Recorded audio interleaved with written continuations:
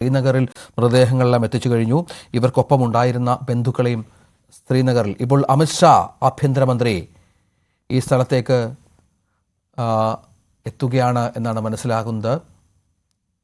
അദ്ദേഹം ഈ പ്രദേശത്തേക്ക് ഇവർക്ക് ആദരാഞ്ജലി അർപ്പിക്കുകയാണ്. മൃതദേഹങ്ങളിൽ ആദരാഞ്ജലി അർപ്പിക്കുന്നു.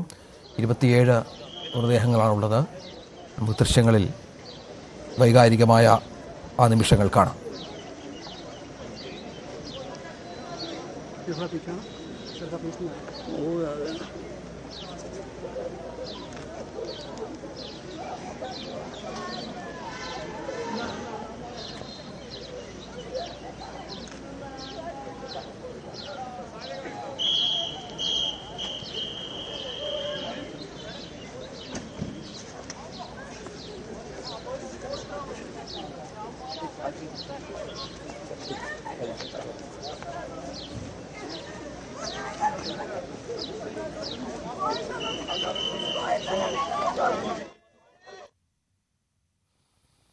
ഇന്നലെയാണ് ആഭ്യന്തരമന്ത്രി അമിത്ഷാ അവിടെ എത്തിയത്, കശ്മീരിലെത്തിയത്. നമുക്ക് ദൃശ്യങ്ങളത് കാണാം. ബന്ധുക്കളുമായി അദ്ദേഹം കൂടിക്കാഴ്ച നടത്തുകയും ചെയ്യുന്നുണ്ട്. ബന്ധുക്കളൊക്കെ അവിടെയുണ്ട് എന്നാണ് മനസ്സിലാകുന്നത്. ഏറെ വൈകാരികമായ നിമിഷങ്ങളാണ്. കാരണം സന്തോഷകരമായി ഒരു അവധിക്കാലം ആഘോഷിക്കാനായി അങ്ങോട്ടേക്ക് എത്തിയ, ഏറെ സമാധാനപൂർണമായ താഴ്വരയിലേക്ക് എത്തിയ ഒരു കൂട്ടം ആളുകൾക്ക് നേരെയാണ് ഈ ഭീകരർ ആക്രമണം അഴിച്ചുവിട്ടത് എന്നുള്ളതാണ് ഏറെ വേദനിപ്പിക്കുന്ന ഒന്ന്.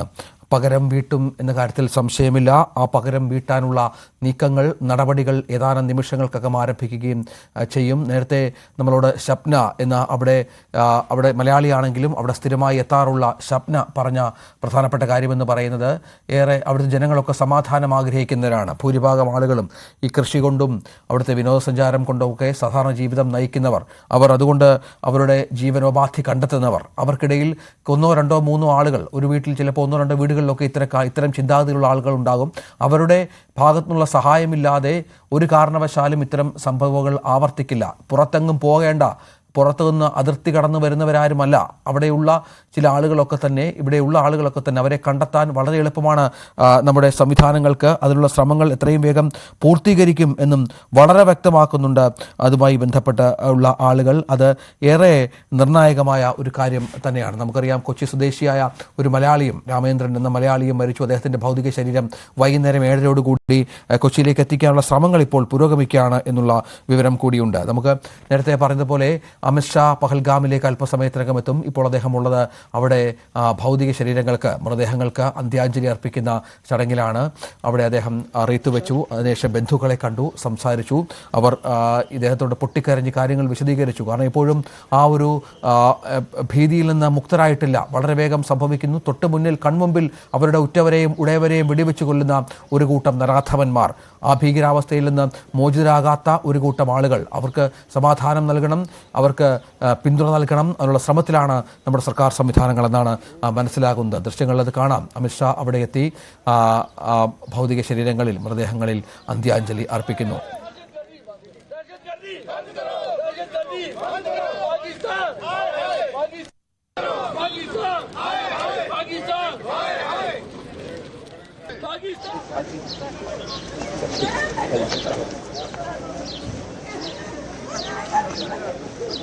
ദൃശ്യങ്ങളിൽ കാണുന്നത് അമിത്ഷാ അവിടേക്ക് എത്തുന്നു. ദുഃഖാർത്തരായ ബന്ധുക്കളെ കാണുന്നു. ജാസിം, മലപ്പുറത്ത് നിന്നുള്ള ജാസിം നമ്മോടൊപ്പം ചേരുന്നുണ്ട്. ജാസിം, കേൾക്കുന്നുണ്ടോ? താങ്കൾ 20 അംഗ ടൂറിസ്റ്റ് സംഘത്തിനൊപ്പമാണ് എത്തിയതല്ലേ? എന്താണ് അവസ്ഥ? എന്താ, ഞങ്ങളിവിടെ ടെൻമർഗ് എന്ന സ്ഥലത്തുള്ളത്. എവിടെയാ? ടെൻമർഗ്. അത് ഈ പഹൽഗാമിന്ന് അടുത്താണോ? പഹൽഗാമിന് കുറഞ്ഞ ദൂരം. ഞങ്ങൾ പഹൽഗാമില് 2-3 ദിവസം ഞങ്ങൾ പോയ സ്ഥലമാണിത്. ഞാൻ ഞങ്ങളവിടെ പോയി. പിന്നെ ഇന്നലെ വേറെ ഞങ്ങൾ 3 ദിവസം മുന്നോട്ട് തിരിക്കേണ്ടതായിരുന്നു. പഹൽഗാം കണ്ടതിന് ശേഷം തിരിക്കേണ്ടതായിരുന്നു. പക്ഷെ പിന്നെ അന്നാണ് ഇവിടെ സ്ലൈഡിങ് ഉണ്ടായിട്ട് നമുക്ക് യാത്ര പിന്നെ ബുദ്ധിമുട്ടായി നിന്നത്. പിന്നെ അതിനുശേഷം 3 ദിവസമായി ഇവിടെ ടെൻമർഗിലുള്ളത്. എന്താണ് അവിടുത്തെ ഒരു സാഹചര്യം?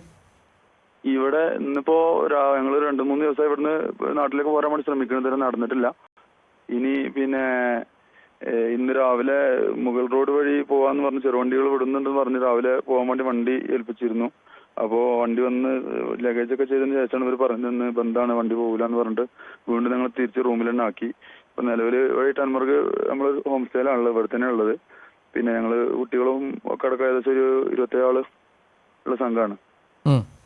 3-4 ദിവസമായിട്ട് ഇപ്പോൾ ഇവിടെ ഹോം സ്റ്റേയിൽ ഇവിടെ റൂമിൽ തന്നെ ഉള്ളത്. ഭക്ഷണവും മറ്റു കാര്യങ്ങളും ഒക്കെ? ഭക്ഷണം ഇന്നലെ വരെ ഒന്നും ബുദ്ധിമുട്ടുകളൊന്നും ഉണ്ടായിരുന്നില്ല. അവിടെ നേരെ കുറച്ച് മുകളിൽ മാർക്കറ്റ് ഉണ്ടായിരുന്നു. അവിടെ പിന്നെ നമുക്ക് കുട്ടികൾക്ക് നൂഡിൽസ്, ബ്രെഡ് അങ്ങനത്തെ സാധനങ്ങൾ കിട്ടിയിരുന്നു. ഇപ്പം ബന്ദ് ആയതുകൊണ്ട് കടകളും തുറന്നിട്ടില്ല, വാഹനം ഓടുന്നില്ല. അതൊരു ബുദ്ധിമുട്ടാണുള്ളത്. ഇന്നലത്തേക്കാളും കുറച്ചുകൂടെ സാഹചര്യങ്ങൾക്ക് വ്യത്യാസം ഉണ്ട് ഇന്ന്, അല്ലേ? ഉണ്ട്. റോഡിൽ ഞങ്ങൾ കയറി നോക്കുമ്പോൾ ഇന്നിപ്പോ വാഹനങ്ങളൊന്നും ഓടുന്നില്ല. പിന്നെ മിലിറ്ററി വ്യൂഹങ്ങൾ അങ്ങോട്ടും ഇങ്ങോട്ടും വണ്ടികൾ ഓടുന്ന ഒരു സാഹചര്യം നമ്മൾ മുന്നിൽ കാണുന്നത്. എന്തെങ്കിലും നിർദ്ദേശം നൽകിയിട്ടുണ്ടോ ഈ സുരക്ഷാ സേനയുടെ ഭാഗത്തു നിന്ന്? നമ്മള് ഹെൽപ്ലെസ് നമ്പറുകൾ വരെ ബന്ധപ്പെട്ടിരുന്നു. അതൊന്നും നമ്പർ കോളുകൾ എടുക്കുന്നില്ല. ഒരാള് എന്തോ ഒരു മിസ് കോൾ അടിക്കുന്ന നമ്പറിൽ അടിച്ച് തിരിച്ചു വെച്ചിരുന്നു, കാര്യങ്ങളൊക്കെ പറഞ്ഞു, എന്തെങ്കിലും സഹായങ്ങളൊക്കെ ഉണ്ടാവും എന്നൊക്കെ പറഞ്ഞ് വിളിച്ചിരുന്നു. പിന്നെ അതിനെ കുറിച്ച് ഇതൊന്നും വന്നിട്ടില്ല. ഏതായാലും സുരക്ഷിതമായി ഇരിക്കുക. നാട്ടിലേക്ക് ഇപ്പോൾ കൂടുതൽ വിമാന സർവീസുകളൊക്കെ അവിടെ നിന്ന് ഏർപ്പെടുത്തിയിട്ടുണ്ട് എന്നാണ് നമുക്ക് പുതിയ വിവരം, ഇൻഡിഗോയുടെയും ഇന്ത്യൻ എയർലൈൻസിന്റെയും മറ്റും. സ്വാഭാവികമായും നിങ്ങളെ ആരെങ്കിലും അവിടുത്തെ ആരെങ്കിലും ബന്ധപ്പെട്ടിരുന്നോ? ഇവിടുന്ന് നേരത്തെ പറഞ്ഞത് ഒരു മലയാളി ബന്ധപ്പെട്ടിരുന്നു. ഏതാ എനിക്കറിയില്ല. ഞാൻ കൺട്രോൾ റൂം നമ്പർ ഉണ്ടോ? കൺട്രോൾ റൂം നമ്പർ ഒക്കെ കയ്യിലുണ്ടോ? ഉണ്ട്. അതിൽ വിളിച്ചെടുക്കുന്നില്ല അല്ലേ? 2-3 നമ്പർ ഉണ്ട്. നമ്മുടെ നോർക്കയുടെ നമ്പറും ഉണ്ട്. നോർക്കയുടെ നമ്പറിൽ 2 നമ്പറിൽ വാട്സ്ആപ്പ് നമ്പർ ഉണ്ട്. അതിൽ വിളിച്ചിരുന്നു. അതിലൊന്നും റിപ്ലൈ കിട്ടിയിട്ടില്ല. ഒരു പക്ഷെ തിരക്കൊണ്ടൊക്കെ ആയിരിക്കാം. പോരാളെ സാഹചര്യം ഉണ്ട്, എന്തെങ്കിലും ഉണ്ടോ എന്നുള്ളത് അറിയണ്ട. ബാക്കി കാര്യങ്ങളൊക്കെ നമ്മളിവിടെ സേഫാണ്, വേറെ പ്രശ്നങ്ങളൊന്നും ഇല്ല. നമ്മള് പിന്നെ 3-4 ദിവസമായിട്ട് ഇവിടുന്ന് പോരാൻ വേണ്ടിയില്ല ശ്രമം നടത്തിക്കൊണ്ടിരിക്കുകയാണ്. ഇതുവരെ നടന്നിട്ടില്ല. ഇന്നിപ്പോ രാവിലെ ഹർത്താൽ ബന്ധമൊക്കെ വന്നത് വിവരങ്ങൾ നമ്മൾ രാവിലെ വണ്ടി കയറിന വെച്ചാണ് അറിയുന്നത്.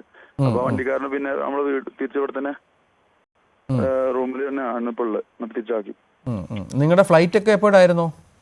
ഞങ്ങൾ ട്രെയിൻ ടിക്കറ്റ് ഇട്ടിരുന്നു. അത് ഇന്നലെ ആയിരുന്നു ഡൽഹിയിൽ നിന്ന്. അതൊക്കെ ക്യാൻസൽ ആക്കിയാണ്. ഞങ്ങൾ 3-4 ദിവസമായില്ലേ ഇവിടെ നിൽക്കണം. അപ്പോൾ അത് ക്യാൻസൽ ആക്കി നിൽക്കുകയാണ്. അപ്പോൾ ഇനിയിപ്പോൾ ഇവിടെ നിന്ന് എങ്ങനെയെങ്കിലും ജമ്മുവിലെത്തിയിട്ട് ജമ്മുന്ന് ഡൽഹി പിന്നെ ബാക്കി കാര്യങ്ങൾ തൽക്കാലം അടിച്ച് ട്രെയിൻ ഓരോന്നും ചെയ്യാന്നാണ് ആലോചിക്കുന്നത്.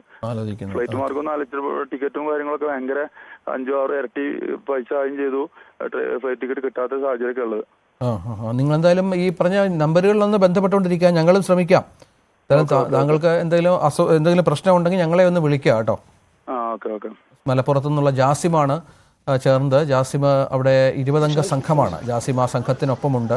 ജാസിമ 2 ദിവസമായി അവിടെ ഏതാണ്ട് ഒരു ചെറിയ കാലാവസ്ഥാ വ്യത്യാസമൊക്കെ വന്നതുകൊണ്ട് യാത്രയെ ക്യാൻസലായി നിൽക്കുന്ന ആളാണ്. ഈ സംഭവം കൂടെ ആയപ്പോഴേക്ക് അല്പം ഒരു പരിഭ്രാന്തിയുണ്ട്. പക്ഷേ അത്ര പ്രശ്നങ്ങളൊന്നും ഇല്ല എന്നാണ് നമ്മൾ പലരോടും സംസാരിക്കുമ്പോൾ മനസ്സിലാകുന്നത്. ആ ഒരു ഒറ്റപ്പെട്ട സംഭവമായി മാത്രമേ ഇതിനെ കണ്ടാലും മതി തൽക്കാലം. കാരണം നമ്മുടെ സുരക്ഷാ സംവിധാനങ്ങളൊക്കെ കുറച്ചുകൂടി ജാഗ്രതയോടെ ഉണർന്ന് പ്രവർത്തിച്ചിട്ടുണ്ട്. ഇനിയും അത്തരം സംഭവങ്ങൾ ആവർത്തിക്കില്ല. ഈ ചെയ്ത ഭീകരരെ എത്രയും വേഗം പിടിക്കും. അവരെ വെടിവെച്ച് കൊല്ലുകയോ പിടിക്കുകയോ മറ്റോ ചെയ്യുമെന്നുള്ള കാര്യത്തിൽ സംശയമില്ല. അതിന് ഏതാനും മണിക്കൂറുകൾ മാത്രമാകും വേണ്ടി വരിക. നമുക്ക് ദൃശ്യങ്ങൾ കാണുന്നത് ഒരു ഭാഗത്ത് സുരക്ഷാ ക്രമീകരണങ്ങൾ ശക്തമായി ഒരുക്കി ആ മേഖലയിൽ, പഹൽഗാം മേഖലയിൽ വലിയ തിരച്ചിൽ നടക്കുന്നുണ്ട്. മറ്റൊരു വിൻഡോയിൽ കാണുന്നത് ആഭ്യന്തരമന്ത്രി അമിത്ഷായുടെ സാന്നിധ്യം അവിടെയുണ്ട്. ശ്രീനഗറിൽ നിന്ന് അദ്ദേഹം ഈ പറഞ്ഞതുപോലെ 80 കിലോമീറ്റർ അകലെയുള്ള